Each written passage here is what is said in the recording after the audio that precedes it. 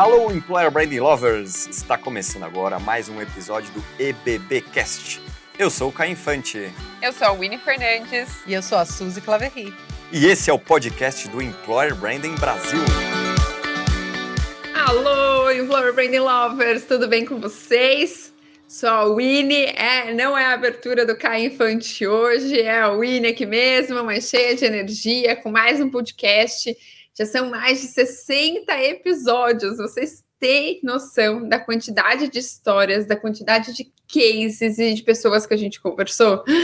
É muita gente, né? Sem falar também das pessoas que ouvem, fazem anotações, compartilham, se conectam também, né? Porque eu sei que o podcast é uma boa oportunidade de você conhecer pessoas fora da sua bolha. E acho que é exatamente isso, né? Faz com que a gente consiga chegar em tantas pessoas. E quando eu olho para a nossa audiência, eu vejo que tem, claro, uma boa audiência, né, brasileira, mas tem pessoas que escutam também de vários outros países, principalmente de Portugal. Então, um agradecimento aí a toda a audiência. Hoje eu vou tocar o podcast sozinha, então vocês sabem aí que a gente sempre se reveza entre eu, Caio e Suzy. E tem um convidado aqui super especial, que eu já venho acompanhando um pouco da empresa, das iniciativas, e estou com várias perguntas aqui com muita curiosidade. Então, bora lá, vou chamar ele para se apresentar. Oi, Renan, tudo bem? Tudo bem, Winnie? Que prazer estar aqui com vocês. Tenho acompanhado aí o crescimento dos vídeos, estou muito animado e muito agradecido pelo convite. Ai, boa. Acho que para a gente começar, quem que é o Renan? Conta um pouco mais sobre você, lado pessoal, o que você quiser compartilhar. Eu sempre falo, sou a Winnie, mas também sou mãe de paçoca. Perfeito. Bom, eu sou o diretor Brasil da Factorial, é uma empresa espanhola de tecnologia. Nós somos uma solução all-in-one para RHs, né? Então, o que é legal mencionar é que a gente é uma solução para todas as empresas. Então, começou agora, quero me estruturar, tem a Factorial, nós temos todos os tipos de mecanismos que o RH precisa para o dia a dia. Eu sou o diretor aqui da Operação Brasil, já estive na nossa operação em Barcelona, já cuidei de mercados e de abrir mercados como Portugal, Itália, Inglaterra, Holanda, e hoje estou aqui à frente desse desafio. A gente começou a montar essa equipe aqui em janeiro, e já temos aí quase 50 pessoas, temos crescido muito rápido e tem sido uma aventura muito gostosa. Sabe que eu tive contato com vocês no ano passado, né, com a Mari, e vocês são global mesmo, né, porque ela tá ainda, eu acho, né, na Espanha, abrindo operação aqui no Brasil, uma preocupação pelo conteúdo também. Então eu vejo que vocês criam muitos conteúdos, tem comunidade, então é muito legal ver a importância que vocês dão para a comunidade. Assim como o Employer Branding Brasil, né, existe há 4 anos produzindo conteúdo, entregando valor para as pessoas, eu vejo que é um movimento bem parecido, né, do que vocês estão fazendo, desde quando tudo era mato, praticamente. Então, isso já nasceu praticamente, pelo meu olhar de fora, tá? Com essa base de conteúdos. E aí eu queria saber, né, primeiro, então, acho que você já deu um pouco de spoiler do que a Factorial faz, né, qual que é um pouco da essência de vocês, mas conta um pouquinho também de como que vocês enxergam, né, essa importância da criação de conteúdo, de falar com as pessoas, de trazer a comunidade para perto. Conta um pouquinho mais desse olhar e do porquê é tão importante. Winnie, isso é uma excelente pergunta. Eu estava, por exemplo, para poder elucidar essa questão, eu estava vivendo fora do país há 5 anos, quando eu fui convidado, já estava na Factorial, mas fui convidado para assumir a Operação Brasil, e aí me perguntaram, o que você acha que é o maior desafio para iniciar essa operação local no Brasil? E eu disse, a cultura, trazer essa cultura, essa preocupação que nós temos com os profissionais, essa preocupação que a gente tem com o conteúdo. Eu me apaixonei pela empresa logo no início, porque nós somos uma solução que a cada 3 meses, a gente busca novidades, então a gente está sempre revolucionando.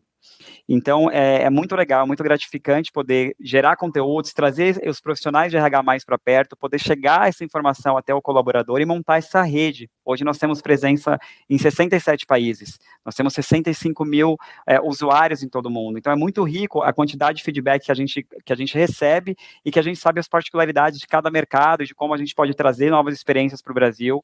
Então, é muito importante e é extremamente importante mais ainda trazer um canal em que esses profissionais possam buscar essa informação, porque hoje a gente vê o LinkedIn, vê as pessoas conversando, postando, mas não é algo unificado, e quando a gente tem esse canal, é muito gostoso essa troca. Hoje eu sou Community Manager, né, no Zen Club, plataforma aí de saúde emocional, e bom, então eu gerencio uma comunidade, eu sei da importância né, de ter uma comunidade, fora o Employer Branding Brasil, né, que existe há 4 anos, mas acho que eu não tinha essa noção. E eu estava lendo um artigo esses dias que dizia exatamente que né, assim, como que vão ser as próximas startups? Que as próximas startups, elas vão nascer justamente da criação de uma comunidade. Então, você começa uma comunidade primeiro e depois ela se torna uma empresa, né? Você identifica uma demanda, você identifica essas oportunidades. Então, só para dizer que acho que estamos no caminho certo, dentro do olhar aí do mercado também e das perspectivas. E tem aqui, né, você falou também, e pelo olhando ali o teu perfil no LinkedIn, uma experiência forte, global, né, então você tem aí conhecimento de diferentes frentes. Eu queria saber como que você enxerga o mercado, pensando no tema, né, de Employer Branding, de RH. Então, falando no tema RH mesmo, cada vez mais, né, RH 2.0, 3.0, 5.0, e Employer Branding, onde tudo era mato há 4 anos quando a gente começou, acho que já é um tema um pouco mais conhecido e as empresas já sabem da importância. Mas qual que é a tua visão, já que você tem conhecimento, né, de vários outros países sobre esses dois temas? Como que você enxerga o nosso mercado? Eu acho que o mercado brasileiro ele tem um ponto muito importante, porque o mercado brasileiro ele consome muita tecnologia. O mercado brasileiro ele adora novidade. Então é mais fácil você adequar uma solução, é mais fácil você buscar o que é de novo e trazer isso para o Brasil. E o que eu tenho trabalhado fortemente, tenho enxergado, é realmente esse perfil que você mencionou, das comunidades. Por quê? Nós temos hoje, culturalmente, no Brasil, os colaboradores estarem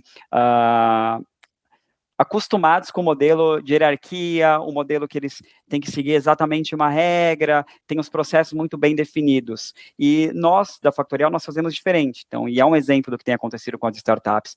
Cada opinião é importante, cada ideia é importante, cada feedback é importante. Então, é como se todo mundo estivesse trabalhando para construir uma coisa que todos estão envolvidos e interessados. Então, é muito gostoso esse processo, é muito legal, porque a gente sempre comenta, tivemos agora um congresso, a gente sempre comenta que ocorrerão vários erros, é normal, os erros são importantes, mas que a gente está lá, o importante é se divertir, a gente tem que se divertir no processo, a gente tem que se redescobrir no processo, a gente tem que aprender, a gente tem que ensinar, então é uma troca. E eu acho que isso está mudando a cultura brasileira, não só das startups, mas a gente tem visto grandes empresas multinacionais, eu vejo pelos nossos próprios clientes, buscando soluções, como que eu posso fazer, como eu posso melhorar. A pandemia trouxe essa questão do trabalho remoto, e muitas empresas também foram buscar como eu me conecto agora. Então, eu acho que é muito interessante isso. A gente passou por esse processo de que todas as empresas e as pessoas começaram a buscar trabalho remoto, e aí começaram a surgir várias questões de trabalho remoto, e aí como é que você aproxima esse colaborador? E aí a Factorial existe justamente também para isso, eu aproximo montando uma rede onde ele tem acesso a todos os dados. Tá, então assim, quando eu pergunto, né, como que você vê a evolução, sei lá, de RH, de Employer Branding, um ponto que você me traz as empresas elas estão mais preocupadas com a experiência, então acho que experiência e tecnologia. E quando eu penso em experiência, é um dos fatores, né? Tanto quando a gente fala de candidate experience, de employee experience e tecnologia, eu acho que corresponde a 40%, né, dessa jornada mesmo, né? Do quanto que as pessoas elas se sentem ou não confortáveis com a experiência que elas têm com determinado processo, né? Então, seja ali do candidato ao longo do processo seletivo ou dentro mesmo da empresa. Mas tem alguma coisa ainda que as empresas não estão olhando? Então, quando a gente fala por que eu pergunto isso? Quando a gente fala de startups, é óbvio, eu vou falar, putz, assim, essas empresas elas estão preocupadas com tecnologia, então tem plataformas e fazer com que os colaboradores não percam tempo ali com 1000 planilhas, com várias coisas, que não tenham dados o suficientes. Mas o que mais, assim, que você vê oportunidades, enxerga de melhoria? Perfeito. Eu acho que não só no processo, acho que realmente esse ponto, a tecnologia ajuda o processo, mas um ponto de melhoria, e a gente tem visto, é muito comum, o microgerenciamento das empresas. Então, eu tenho um talento, eu tenho um colaborador que performa muito bem, mas eu tenho culturalmente, uma necessidade de fiscalizar aquele colaborador para saber se ele está ali naquele horário, se ele está cumprindo o prazo. Então, isso é uma mudança que eu sinto não só o feedback dos candidatos durante o processo, que a gente sempre pergunta as experiências, como dos novos colaboradores que a gente faz onboarding. Eles comentam muito sobre isso. Então, culturalmente, nós estamos passando por esse processo da confiança. A empresa aposta no talento e confia que aquele talento está apto para desempenhar aquela função sem precisar monitorá-lo o tempo todo.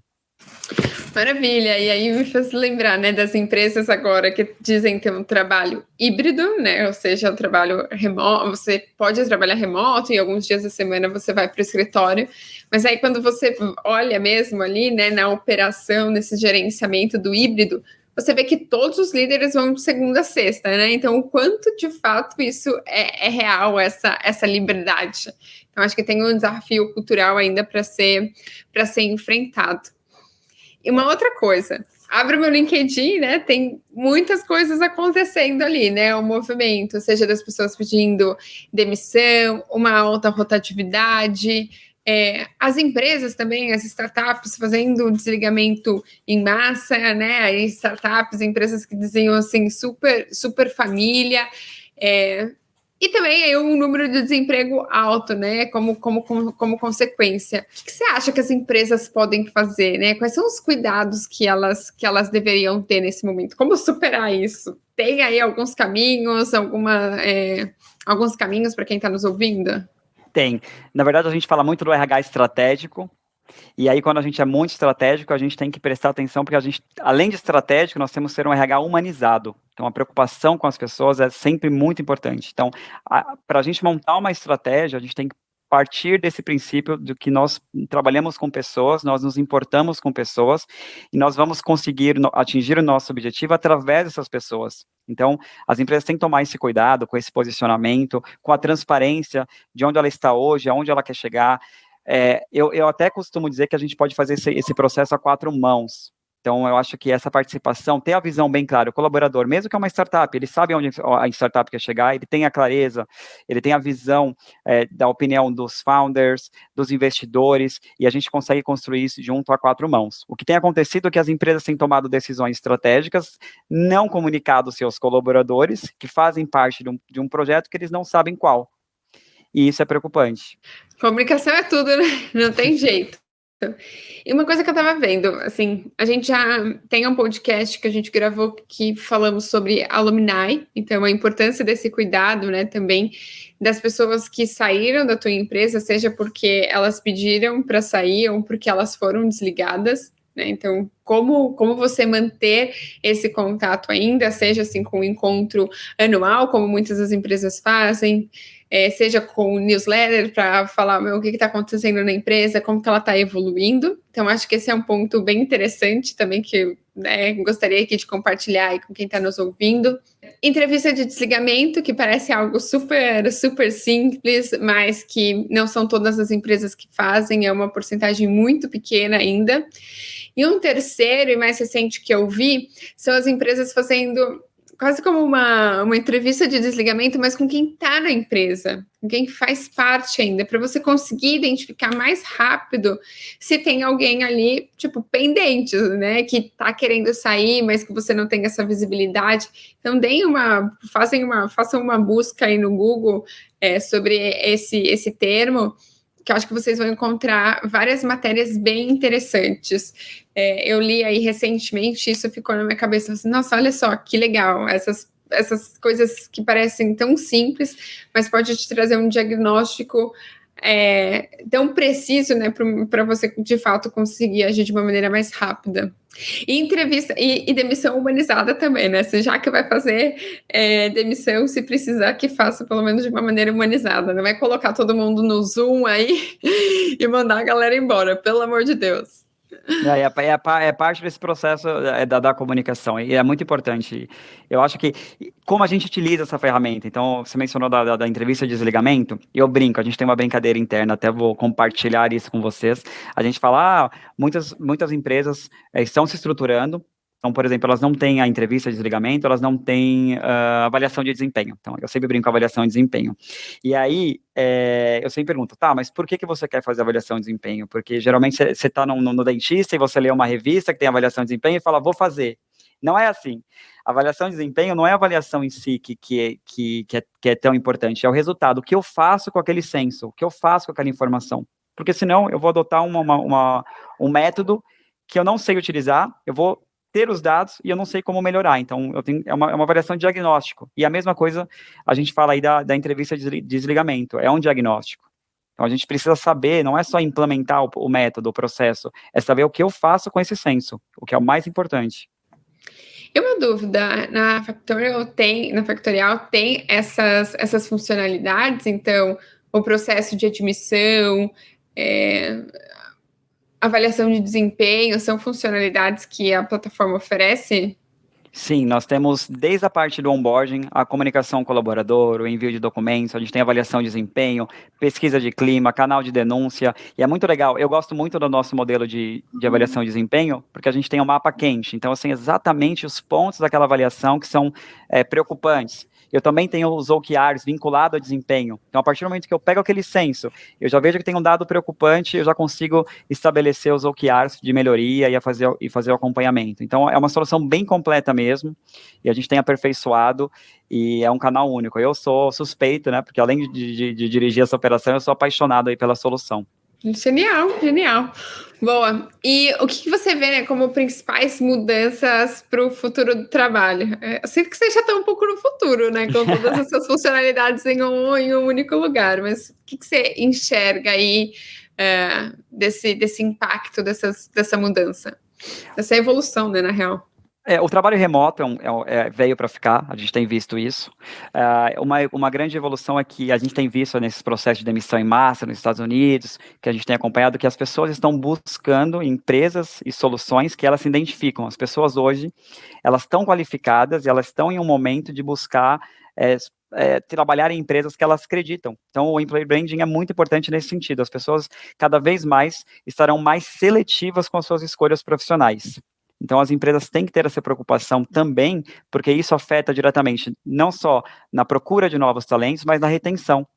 Então, a tecnologia chegou para impulsionar tudo isso. E essa é uma mudança que já está ocorrendo, e as empresas têm buscado essa solução, porque a gente precisa ter um ambiente descontraído, um ambiente que impulsiona a criatividade, impulsiona o crescimento, impulsiona a transparência, em que os profissionais acreditam na marca e na solução. Tem que acreditar mesmo, né? Qual que é o propósito, né? Para onde a empresa está indo, qual que é a visão.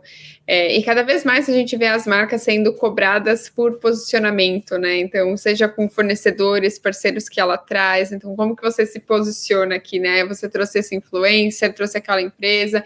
Então, tudo isso está cada vez mais amarrado. E, de fato, os colaboradores, eles se preocupam. Hoje, com quantas pessoas vocês estão?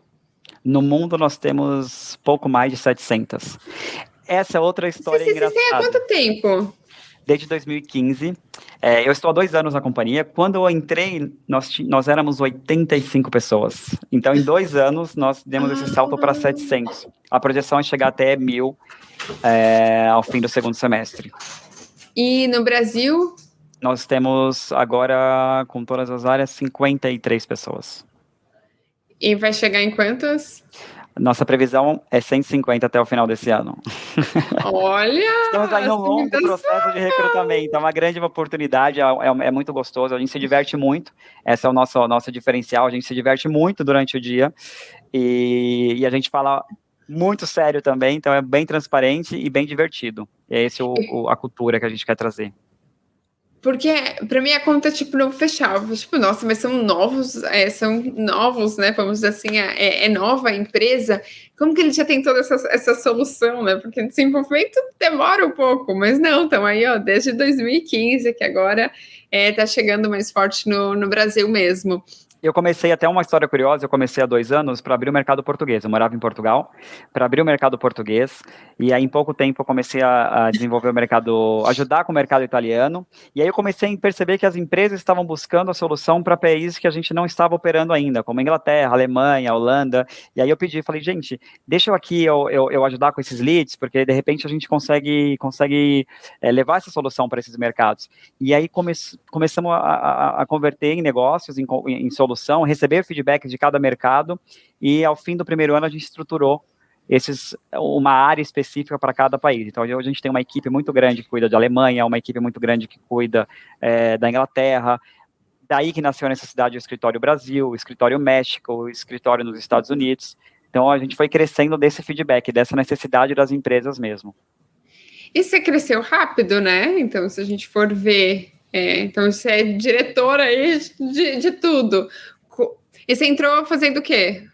Eu fazia full cycle, na verdade, para o mercado português. Fazia um pouco de tudo, era um pouco a 4 mãos mesmo. Isso é difícil, né? Porque muitas vezes a empresa ela cresce muito, mas as pessoas que entraram não necessariamente elas conseguem acompanhar esse crescimento tão acelerado das empresas. Então, muito legal.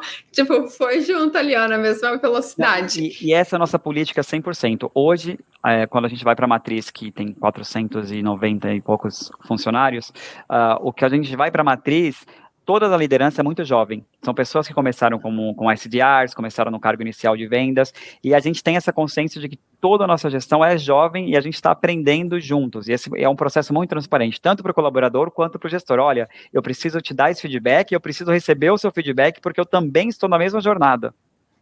Então, essa troca é importante. E mais uma pergunta, não, um comentário, né? Você falou de Portugal.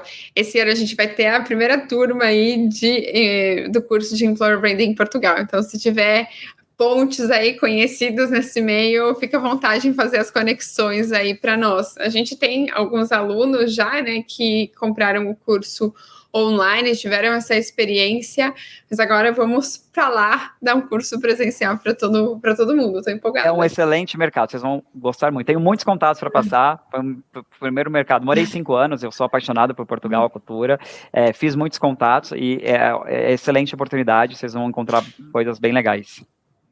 Eu amo, já fui umas 4 vezes para Portugal e tem muita coisa ainda para conhecer. Mesmo o país, né, pequeno, mas tem tanta história, cidades pequenininhas. As vilinhas, os vilarejinhos, são muito legais. Gente, eu tava olhando as minhas fotos, tem tipo 2.000 fotos de Portugal. A próxima vez, uma dica, tem uma cidade que chama Valença do Minho. Fica na fronteira com a Espanha, é a minha cidade preferida, ela é toda medieval, toda murada, e aí você vê, da cidade, você vê a Espanha do outro lado, que é o rio que divide. Entre a fronteira com Tui, na Espanha. Então é uma cidade linda, eu sou apaixonado por essa cidade. Que legal. Eu amo o Algarve ali, aquela parte, eu acho linda. As praias. Água gelada só. E pensando agora em dicas, né? Queria que você desse dicas, conselhos, não sei, para quem está nos ouvindo, principalmente, sei lá, de RH, Employer Branding, que dicas que você daria para essas pessoas? O que elas têm que estar atentas, assim, ó?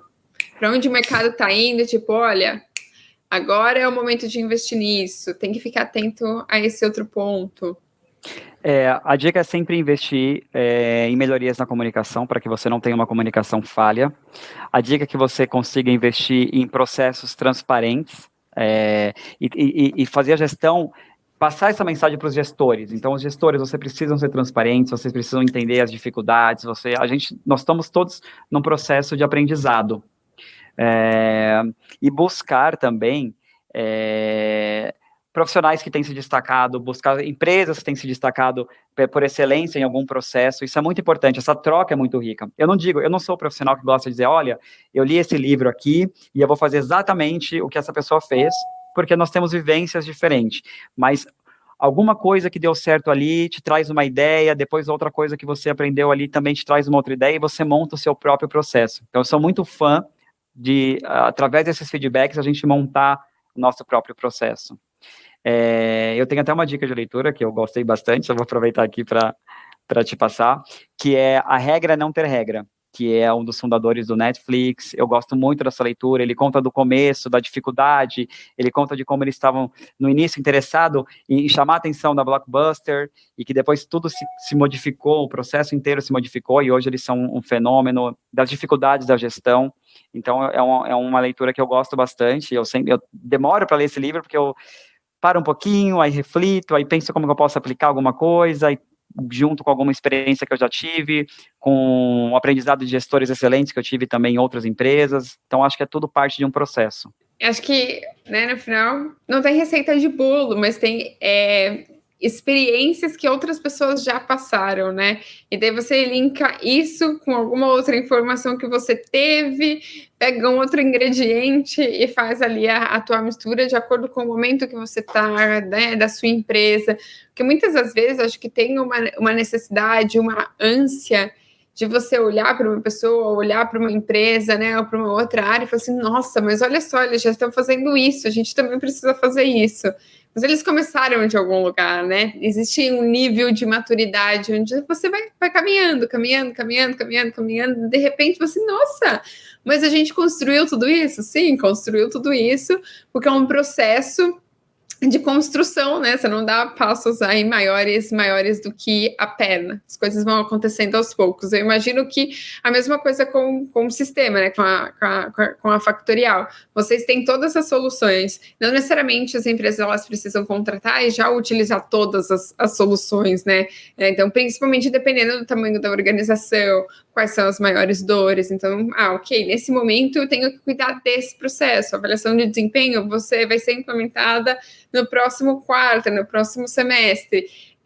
Mas pelo menos você garante que é um único lugar onde você vai conseguir olhar para a experiência do colaborador como um todo, né, de ponta a ponta. Você não vai ter que ter vários sistemas para fazer todo esse gerenciamento.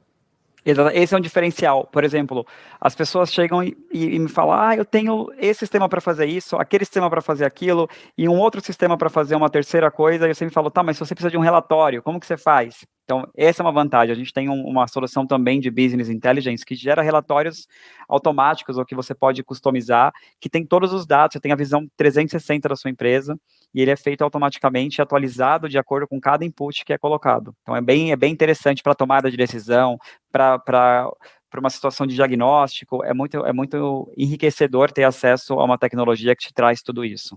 René, eu vou pro bate-bola aqui, você já deu até um spoiler do livro, mas antes do bate-bola, né? Como que as pessoas te acessam? Onde elas encontram as oportunidades? Se elas quiserem contratar o sistema também, a plataforma, como que elas fazem? Então, queria que você deixasse aí alguns recadinhos. Claro. Bom, a Factorial, vocês podem encontrar através do site factorialrh.com.br. Vocês podem me encontrar no LinkedIn, como Renan Conde. Nós temos vagas abertas, já dou spoiler aí, estamos contratando, ainda temos algumas vagas abertas. O que mais que você perguntou? Peço desculpa. Seu perfil, né, LinkedIn, eu imagino que está como Renan Conde mesmo. E para vocês saberem, a gente fez um curso introdutório de Employer Branding que está lá, gratuito para as pessoas. Eu imagino que ainda esteja. Entrem lá, já conhece o site, já conhece o conteúdo. Se vocês fizeram, tem coisas sempre diferentes, né, no que a gente fala, então aproveita aí o gancho também. Eu tenho que fazer uma correção. É factorialhr.com.br, não é RH, é HR. Eu inverti. Então, a referência de leitura, eu recomendo esse livro. Não, calma aí, eu vou pro bate-bola, né? Então não vai. Me antecipei. Não, mas boa. Então, dos recadinhos, entrar no site, lá no site tem os conteúdos que eu falei para vocês, né? Comunidade, tem o curso 100% gratuito que o BBB fez e está lá disponível também. Procure o Renan no LinkedIn. Se tiverem mais dúvidas também, manda lá para ele.